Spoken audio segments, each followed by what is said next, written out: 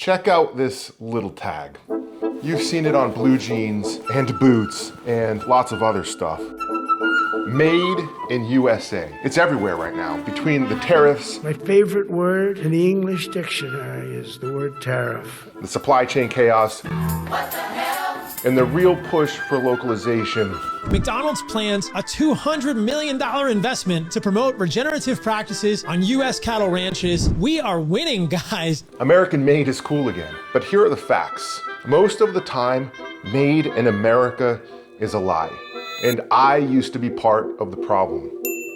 I want to show you why this little label is so easy to manipulate, how many brands get away with it, and how to read the tag. But first, why do brands make stuff in foreign countries and not here? I'll tell you why I did. In 2011, I had this idea to reinvent the jiu-jitsu gi. Jiu-jitsu is a game of human chess under stress. Chokes and joint locks and throwing and pulling. The fabric, though, hadn't changed since samurais were swinging swords. Most skis are heavy, all cotton, they tear too easy, so I came up with a design that was lighter, stronger, and performed. But there was a problem. Here in the USA, producing these textiles wasn't a choice.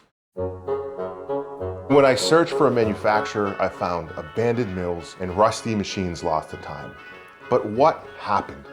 In the early 1990s, American politicians signed a couple of new deals. First, GATT, and then NAFTA. The problem is, this is not good for the people of either country. Basically, this dissolved a layer of protection, keeping too many imported products from flooding into the United States, and it all went away. Overseas manufacturing became a hard option to ignore. Brands could make more money, not have to worry about labor laws, environmental laws, or even high tariffs. Production hubs like China, Pakistan, and South America had few rules and faster lead times. So entire industries shut the door and walked away, and I followed them. I sent my designs to a factory in Pakistan that had the machines and knowledge capable of producing my ideas, and they made my product. But a year later, I discovered just how much I'd screwed up when they ripped me off and sold it all to other brands. And when I confronted them, they told me business is business, that I couldn't do anything about it. And man, I was gutted. They had all the control because they owned the manufacturing. Call it a crime of passion or just insanity. I called some of my friends. We cut down a bunch of trees in the mountains of Maine, and we stood up a timber frame factory. What's up, guys? Come on in. We moved all of our manufacturing back to the woods. And since then, we've built mills, bought equipment, trained people, reclaimed the knowledge. All of this on a 100% American supply chain. The cotton, the thread, the brass buttons, and everything in between.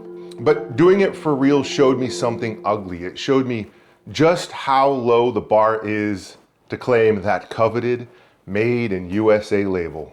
And next tonight, our Made in America investigation. Customers who believe they're buying products made in America, right down to the packaging. But as you're about to see, despite the flags, the red, white, and blue, they're actually made in China.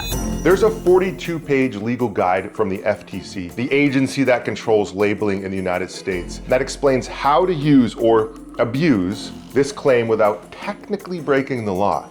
The problem is in the wording. Phrases like all or virtually all made in the US or substantial transformation in the US. So what happens? A company can claim made in the USA even when a massive chunk of the work is done somewhere else. Take a boot, for example. There are brands that dream up a boot, want that American made halo, but don't want to put the work in to actually build it here. So they pay foreign factories, like I did, to design it, to cut it, to sew it, to welt it, and basically build the whole damn thing. Then they ship the pieces to the US, they have someone bolt or glue on a few parts, and they slap a Made in USA tag on it. As long as they've substantially transformed the boot here, they can call it American made. And you see, that's the loophole. That leaves a lot of gray area for brands to feed you propaganda while hiding the slavery and the environmental disasters and greed washing. And then there's that other clever copy, assembled in the USA, crafted in America, designed in California. I mean, sounds patriotic. Feels pretty good to buy and support your country. But most of the time, the real work was done on the backs of people in poorer countries you'll never see. And yeah, it's cheaper to outsource, but the trade-off is real. You see, when brands outsource to places like China or other parts of the world, we are all agreeing that that thing we fought for in the 1860s, you remember that thing called freedom, slavery. Yeah, that thing, we're agreeing that it's okay as long as we don't see it. I've had friends that walk those factory floors. They told me people move like machines, empty eyes, just going through the motions, nets outside the windows.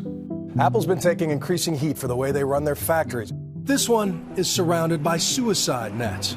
They are everywhere. Child labor and rivers that run black and are void of life. I decided I'm not down for that.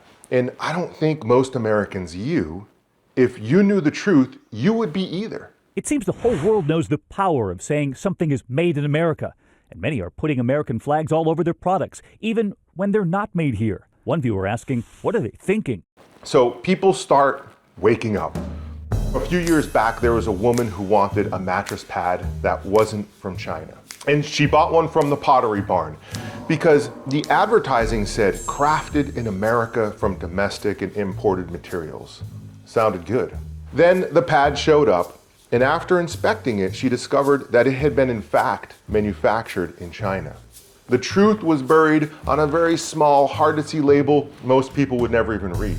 The product was originally listed as crafted in America from domestic and imported materials, but a consumer who bought the mattress found it was labeled made in China. The crafted in America language was confusing and misleading, and in 2024, Pottery Barn's parent company paid $3.2 million civil penalty, the largest fine ever for a false U.S.